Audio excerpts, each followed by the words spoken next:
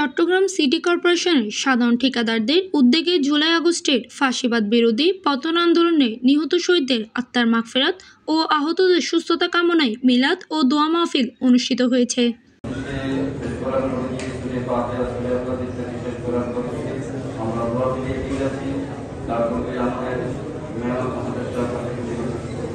সোমবার বিকেলে নগরীর টাইগার পাসস্থ বাইতুল মুআজ্জম মসজিদের প্রাঙ্গণে এই মাহফিলের আয়োজন করা হয়। অনুষ্ঠানে প্রধান অতিথি হিসেবে উপস্থিত ছিলেন Chittagong city mayor doctor Shahadat Hossain.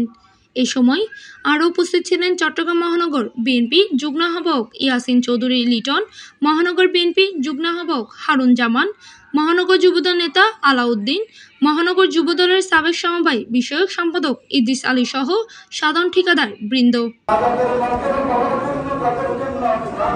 দোয়া মাহফিলে বক্তারা শহীদদের আত্মত্যাগের স্মরণ করে বলেন, শহীদদের রক্ত বৃথা যাবে না, আন্দোলনে চূড়ান্ত বিজয়ের মাধ্যমে তাদের স্বপ্ন পূরণ হবে।